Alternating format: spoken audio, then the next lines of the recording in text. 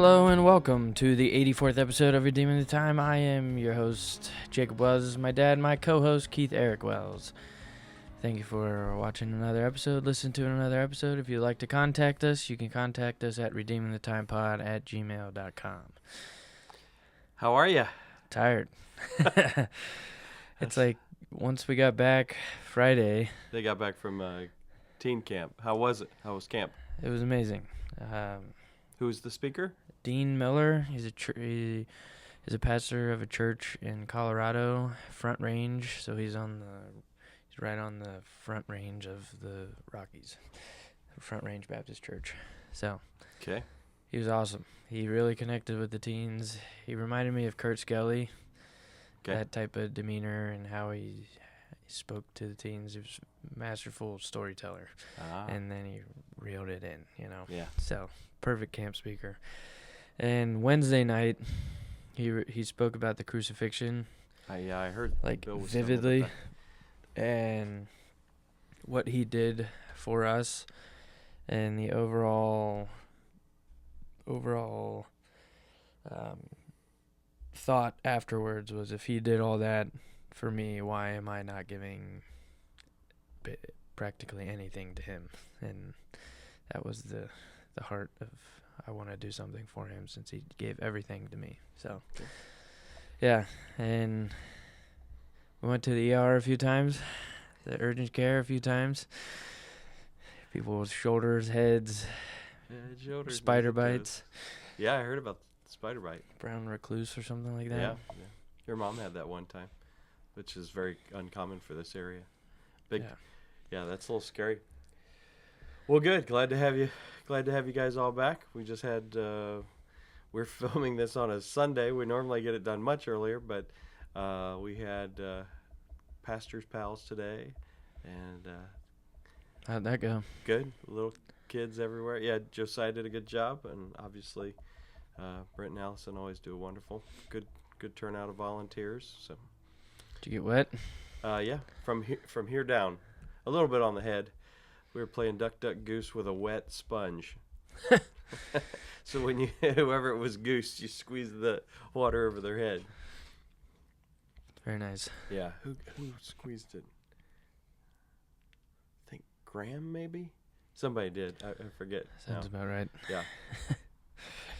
So the game came up at camp. Would you rather, or this or that? And it wasn't the whole camp, but it was a game that it was like a side thing that someone was doing. So, but this was Christian version. Christian, Bible would you version. rather? Yeah.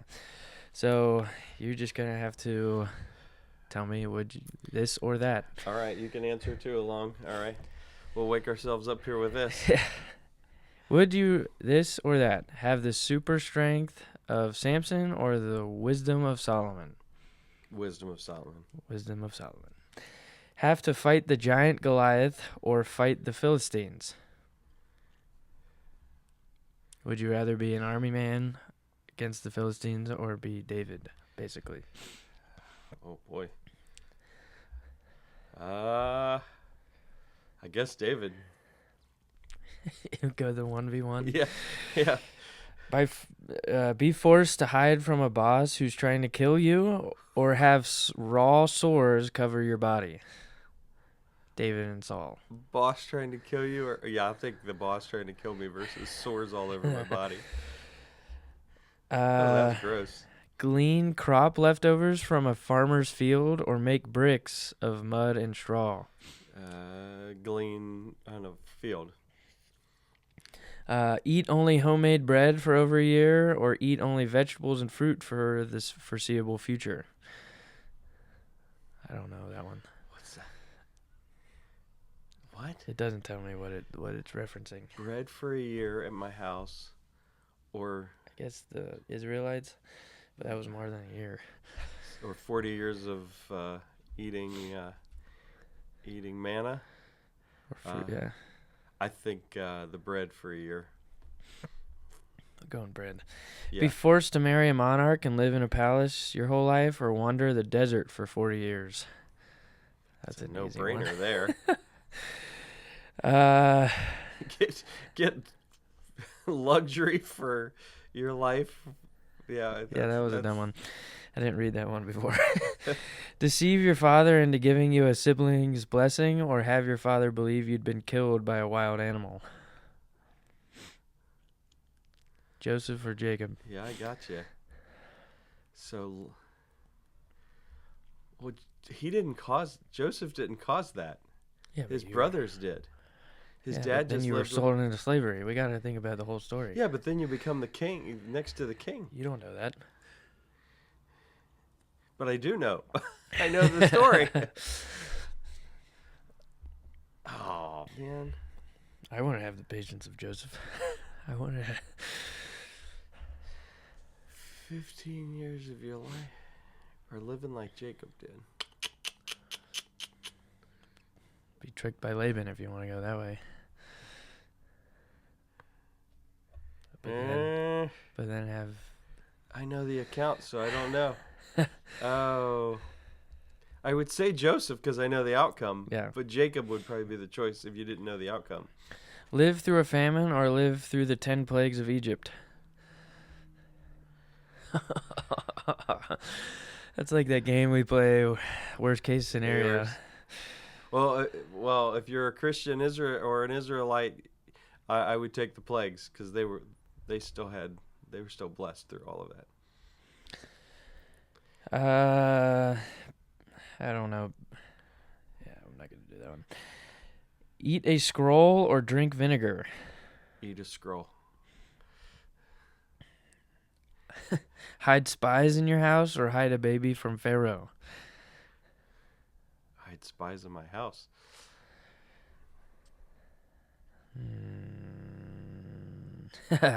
Be in prison more than 2 years or have a big fish swallow you whole?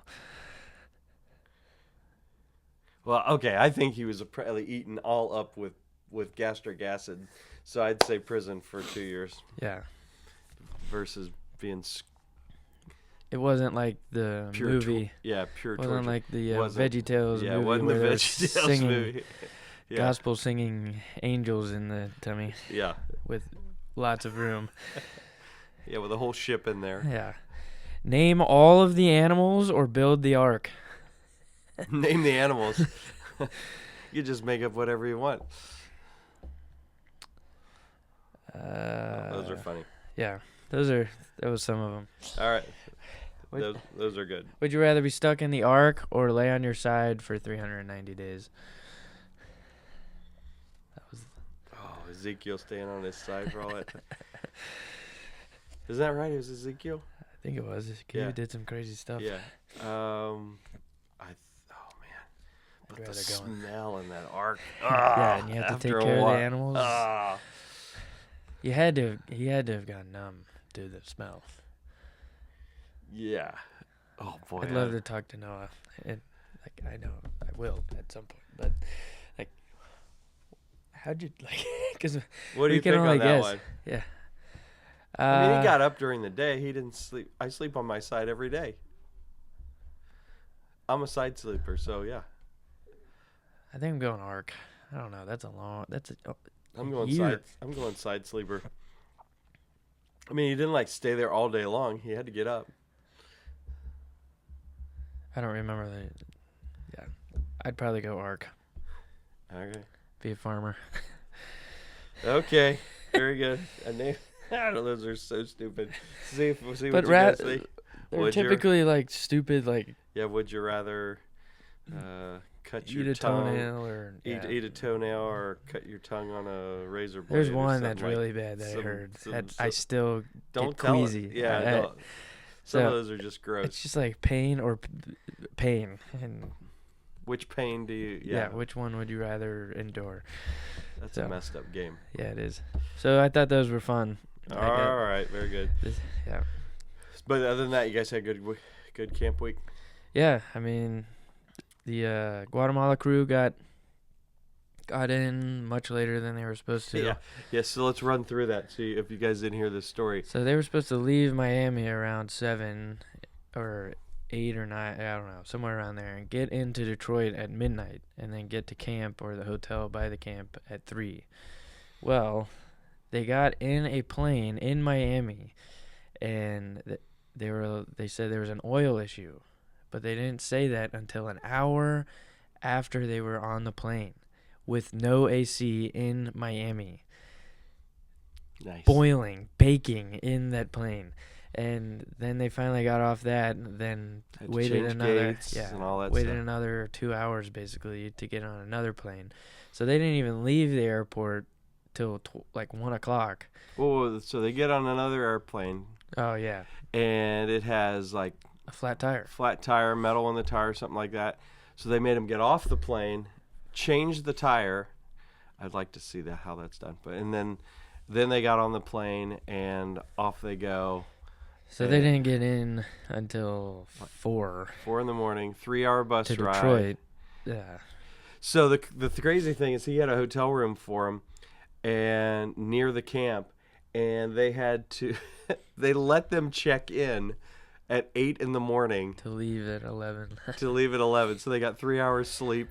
Bill said it was great sleep. So after they were super excited. Yeah. All the girls, they were troopers. And yeah, that's good. Yeah, they were. Then a bunch of them got sick. A bunch of the folks that went on the Guatemala trip. Nobody got sick there. They all got sick afterwards.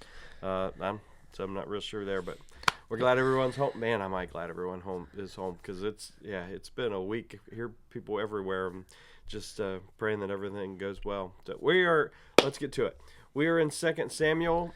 We got 2 more chapters, and David becomes king. And we are in chapter 4, which is like chapter 1 and like chapter 3. Very interesting chapter here. So Abner just died, was killed by Joab, and we have the split kingdom still, and Ish-Bosheth, the son of Saul is been put in charge by Abner the kingmaker, but Abner's dead. So it tells us, and when Saul's son Ish-Bosheth heard that Abner was dead in Hebron, his hands were feeble, and all the Israelites were troubled. And then it tells us that there's these 2 guys, and Baina and Rechab, however you want to say it, and these 2 brothers. They're of the tribe of Benjamin, and weird there, verse 4. We'll come back to that in a second. But they find Ish-Bosheth laying on his bed at noon, which that is odd in itself. Here's this king of this land. Shows how lazy or troubled or whatever. But verse 5 tells us that at noon he's laying on his bed. And says they came thither in the midst of the house as though they would have fetched wheat, and they smote him under the 5th rib. So he dies in his bedchamber. And they don't just do that.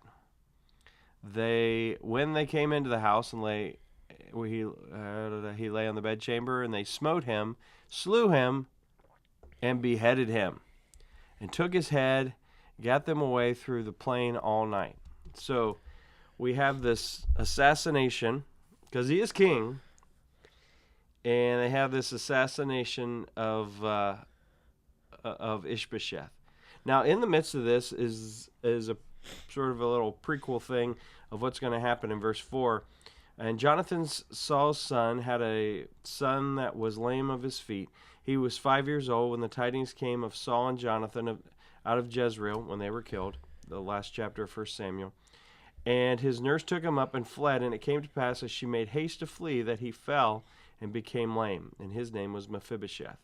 So that verse...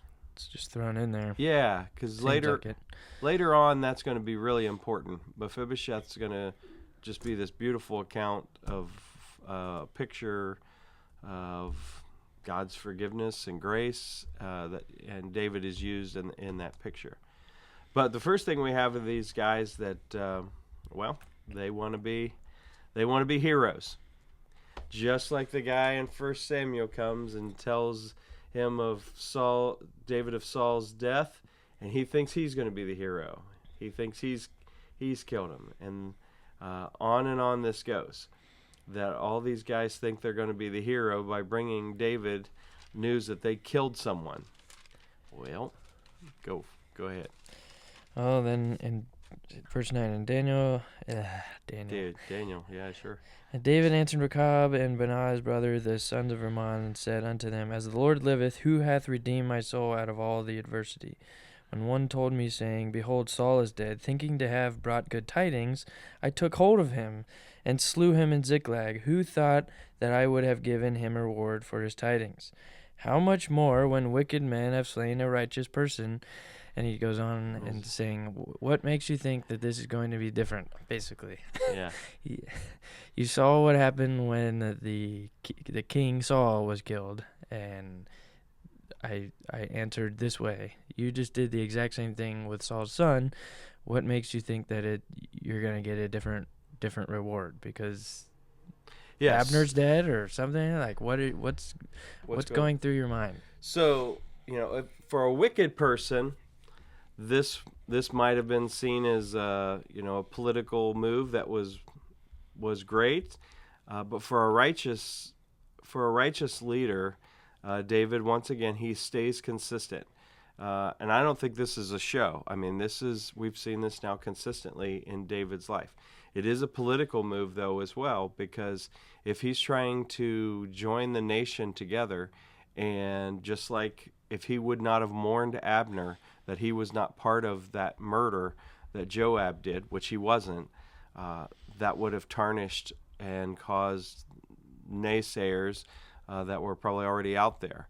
In today's world, the conspiracy theorist would be instantly yapping about this, and I'm sure some people did. But now we have the same situation with Ish-Bosheth, and it just looks too convenient that Abner died, and now Ish-Bosheth dies, and David's not part of any of this. So David has to respond properly.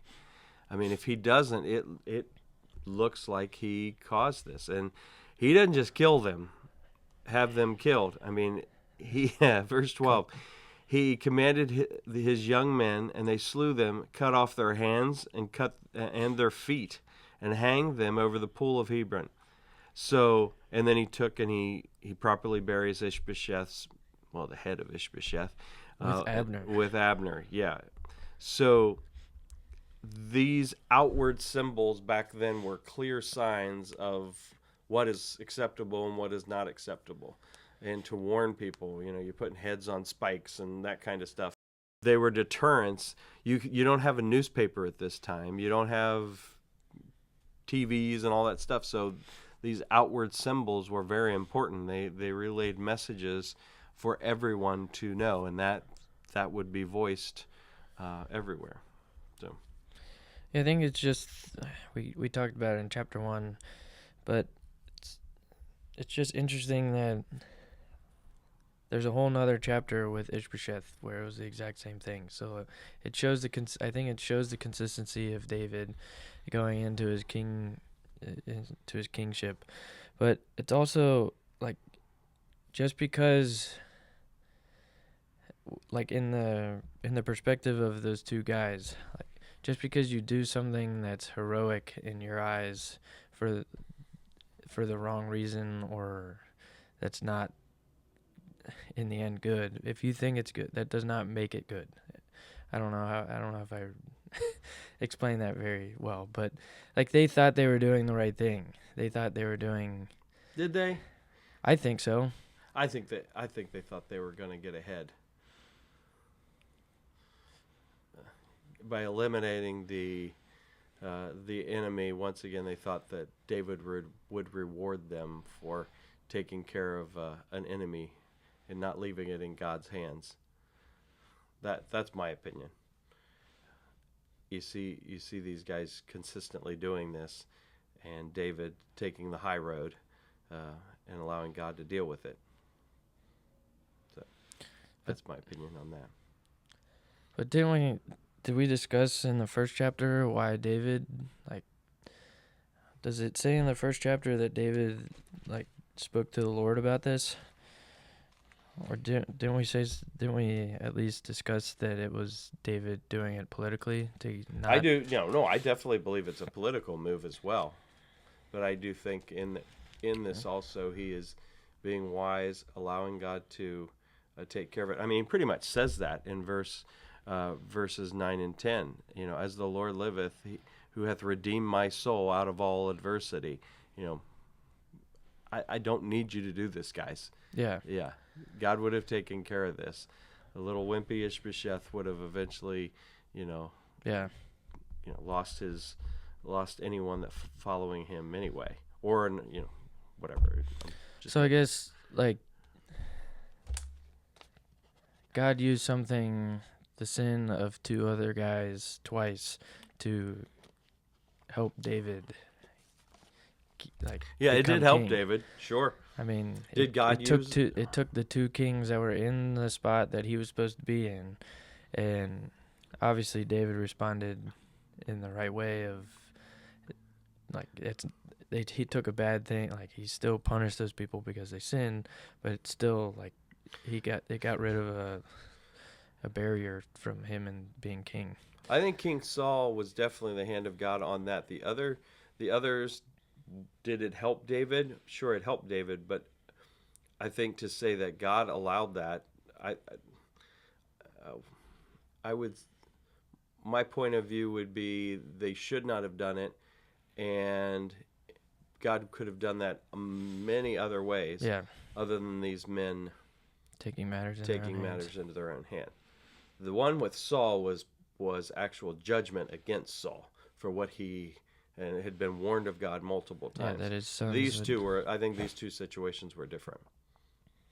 So it's just interesting seeing the two.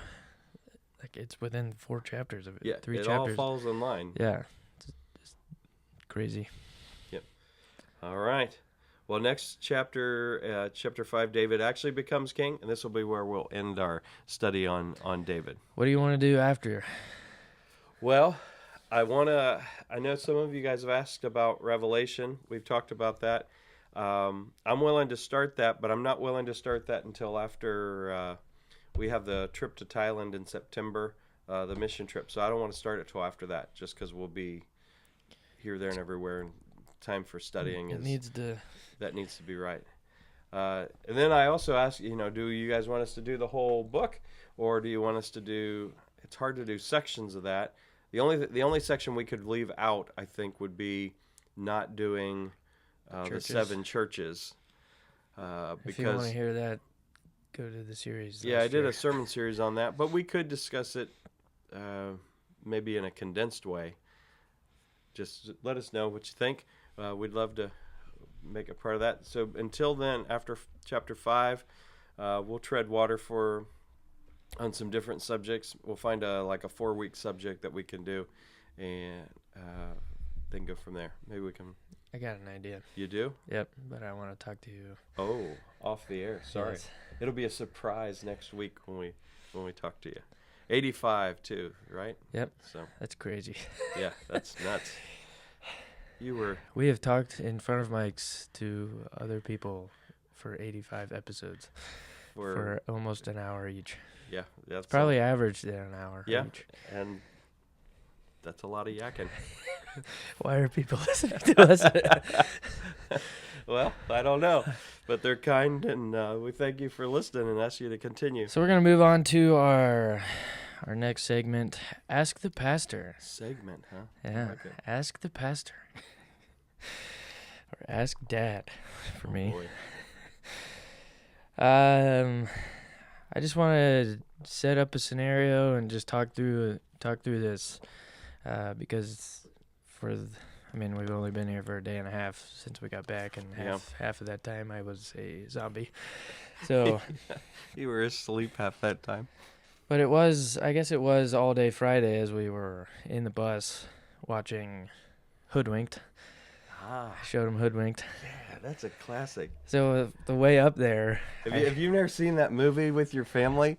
It's great. It's so stupidly funny. Yeah, it's a cartoon, and It's fairy tales. It has all the fairy tales. And so I wasn't really watching at first. I was just listening, but it took me back to our van. Yeah.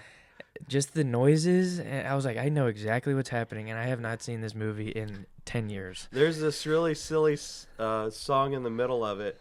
A lot of songs in it. And it is written by... They're funny, though. They're Benji Gaither. And the one... I Was Prepared. Yeah. Yeah. Oh man, it's a good movie. It has Jim Belushi plays this guy who's a lumberjack. Patrick Warburton is the wolf. I forgot that. In the Schnitzel song. Yeah. Schnitzel. It's so funny. It's so dumb. On the way up there, we had voting to see what two movies and Napoleon Dynamite. Hilarious thing. Josh Mason, your boy's hilarious. Everyone was like, we want to watch Napoleon. We want to watch Napoleon. And I was like, well, here's this other movie. And I was like, what movie do you want to watch? And Sam, I just hear his little voice like 30 rows back. We don't want to watch a movie. We want to watch the movie, Napoleon Dynamite. And everybody was like, yeah. The movie. That's funny. So we watched Napoleon. Did you guys watch Heavyweights? No, we didn't have we didn't get man, we got to get that. Yeah. That was a classic for years. Yeah, I just need to buy it. I should have got it from Brent, but we watched Megamind and Over the Hedge. I Love You, Random Stranger. And Over the Hedge. So they were some good ones. I've not seen Over the Hedge. If you've ever watched Megamind, that's a pretty funny one too. It's in the same Will vein. Ferrell's. Yeah. It's clean. It's funny. There's this Superman type guy. I don't know what the guy's real name is. Mega Man. And they're like, "We love you, Mega Man," and I love you, random stranger, Yeah. random citizen. Yeah, that's a good line. There's a lot of one-liners in that movie. All right, we're off of subject here. That's supposed to be our first segment. Go ahead. What were we talking? Oh, just like thinking about because. So what happens is you get the youth pastor. I've never gotten these, and because I've never been the youth pastor. Oh. But the decision cards. Oh, okay. And then also they do a one-on-one with their counselor, and you get the counselors write. They have this sheet that they fill out from their one-on-ones, and so I was reading through those, and I mean one of their things is something that your youth pastor might not know, and. I mean, some of those, yeah. And they know you're getting this. Yeah. Okay, all right. And so they're not betraying any They're trust. not betraying, no. It's just okay. For me, as a teen, I would not have opened up. I did not open up to my counselor. Nothing. They're great. Everything's wonderful. Yeah. But some teens, I'm never going to see this person again, or I've just met this person, they don't know my backstory, so I'm going to open up to them. Okay. Just different teens. And so you can tell who opened up and who didn't. And, it is what it is. Some of the stuff I obviously didn't know. And some of the stuff I was broken about. And just thinking about the saying that I really like, how do you make camp decisions into life decisions? And a lot of the decisions were how do you, getting away from sin, not doing something more, it was stop doing. So kind of what we were talking about last week, where taking a step back. And so it's taking a step back to go, whatever. I can't think that far back right now. The guardrails, we were talking about the guardrails and all that, yeah. So one of the things that kept coming up was accountability partner. They really push that at Kobiak. And so I kind of want to flesh that out a little bit, because we can say that's kind of a buzzword in church circles of, have an accountability partner. What does that mean? What does that look like, And how can you actually have accountability partners? So there's this app called Covenant Eyes that I want to look at. So on your phone, it's powered by AWS, so it's a subscription thing, and it has AI. And if it sees anything that could be scandalous at all, it takes a screenshot of your phone and sends it to your accountability partner. Wow. So, yeah. So there's obviously flaws with that because somebody was watching UFC, so they saw skin and sent it to. I was like, that's not right. But I mean, that's true accountability, because if you knew that if you looked at anything that it was going to send a screenshot, not just a text and saying, "Hey, I'm struggling." No, it shows the person what you were looking at. That's almost dangerous for the other person, but yeah, okay. Yeah. So, so that's one of the things that they were talking about. Okay. I just have like legal questions. Like, you could be sending stuff that could get both people in a lot of trouble. Okay, go ahead. If you were, yeah, if you were doing something really poor, really bad. If you were, yeah. Go ahead. We're probably not going to do that because it's like $20 a month. Yeah. And I'm just legally thinking through that. So that was something. And then a lot of the guys talked to Nate and wanted him as an accountability partner, help him get accountability partner, and have a group of we talked to guys. We didn't talk to that type of thing.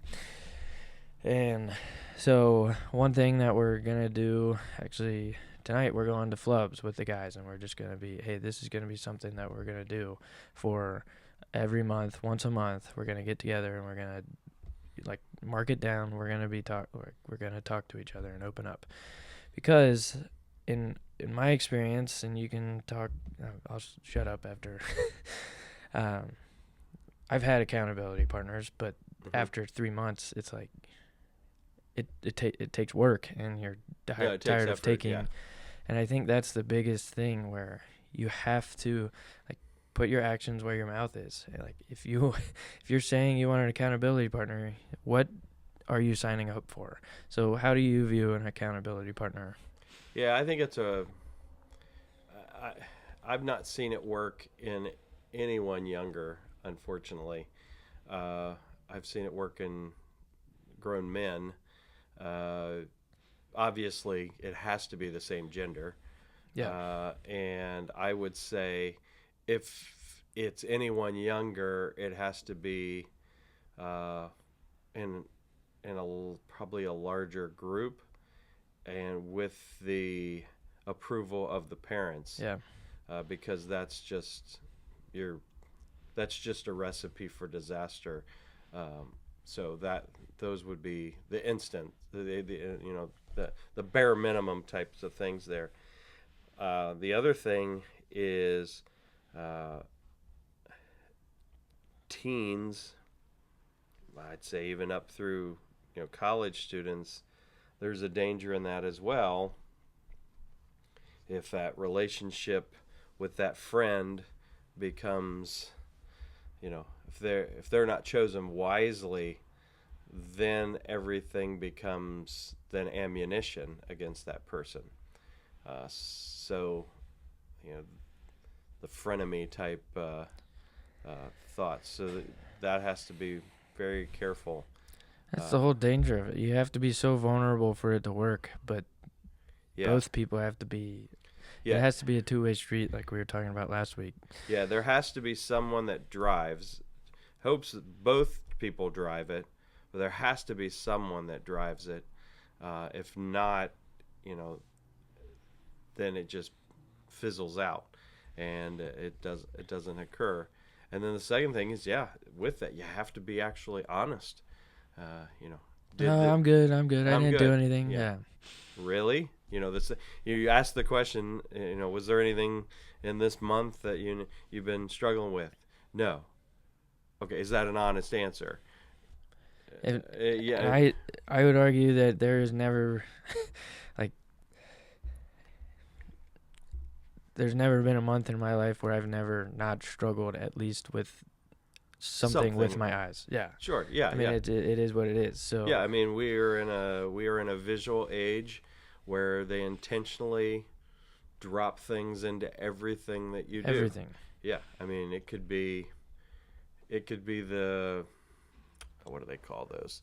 The caption over, that's not the right term. What's the caption over top of, like, our podcast? It has a caption of us at the beginning of it. What is that called? Yep. Yeah. Man. You know, and you see people intentionally put something just to catch your eye, just to. That's the algorithm. Yeah. Yeah. So. Okay, Thumbnail. Thumbnail. Thank Holy you. cow, That was a real tough word to think of, wasn't it? So.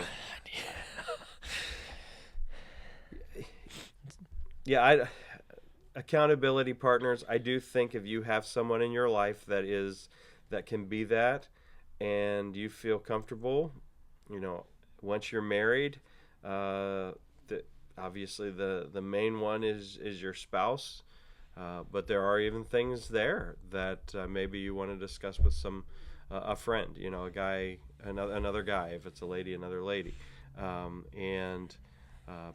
But I don't think that should be outside of the things your spouse knows.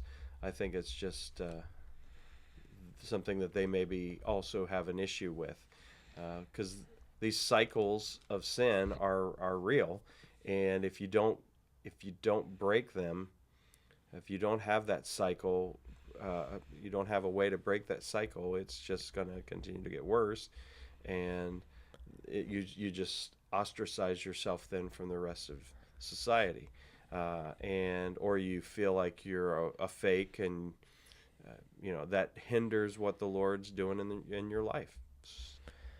So I don't know if I answered your question or not. No, my thought going on the bus was how we try to do. I guess the Christian life's supposed to be so individualistic, like we make it. So, like, we try and do it ourselves. Yeah. It's just me and the Lord. It's just me and maybe my spouse. It's just me and my thoughts. But that's not you're what never we see in Scripture. Yeah. You have David with Jonathan. He would not have he was placed there they were placed there for each other. They were knit together, and they went through life together. And even more than that, I think, which, by the way, Miss Almeida went back to that, and she was talking about, they're knit together, and I was saying how I didn't really understand that relationship. She sort of put it like a twin, how they're there for it. I thought that was a great comparison. So Thank you, Almeida. And but we get into the church age today. Going back to what you're saying about accountability, American churches, we keep this American individualism constantly in our mind. And that's why we got so many Lone Rangers and ministries and starting churches that, we start churches from churches. I mean, we don't just randomly say, I'm going to go plant a church, and have no church backing on that. There's all kinds of things that go along with that. We are a church body, and yes, we have our individual walk with the Lord and faith, but it is part of the church. We are an organism. We are a family. We are the body. You name the analogy that Jesus uses, and this is a living, breathing organism that when one hurts, the others hurt.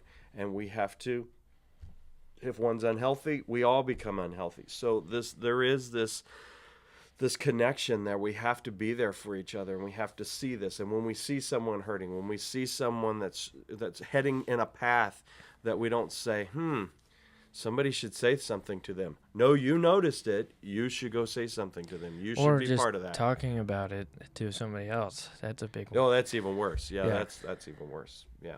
So, those are my thoughts. Yeah, so Dean Miller spoke every service except for Friday morning, the last service, and the camp director, Aaron Wilson, he spoke, and he did a brilliant job of not trying to, because Dean was great was speaker, himself, and Aaron, he was himself in a practical, and he was like, here are practical ways to go home. Like, I'm not going to be long. I'm not trying to be anything extravagant. Here are just basic things. And we went over one verse that morning, Proverbs 26:11. As a dog returneth to his vomit, so a fool returneth to his folly. And he had this big long story about how his dog, he literally had his dog eat up his vomit. And he was like, what in the world? But it gave us a visual of it. And he was like, your vomit like is your sin. Like, you have made a decision to get away from that vomit. And he had us write it down on a sticky note and put it right by that verse. He said, when you go home, guess where the devil is going to be attacking? Because he's going to attack. We've talked about that before. What's on this card? And he said, how are you going to not return to your vomit? One of them was the accountability partner, and just getting into the word, and just that. And it's such a simple thing to say. Like, it was one of the simplest practical sermons I've ever heard, but it is so hard as soon as they got their phone on the bus, you could see it, and some of them were like, man, I was like, ah. So we find several of these one-line proverbs from Solomon that succinctly show us what we need in our life, and I hope that's something they wrote down, and that's a good sermon. Yeah, very good. I don't know. I think it was a very good practical exercise that we did, that I encourage you to do. Look at your own life, examine your own life. What is the vomit that we keep going back to? Because what's the struggles? All of our leaders, we had our own. Sure. Like everyone, he encouraged not just the teens, but they call them sponsors, the youth leaders, youth pastors. And like everyone has it. So write those down and don't return to it, and get an accountability partner, and not just get an accountability partner for the accountability's sake, just because you want one, but like allow someone else into your life that you trust.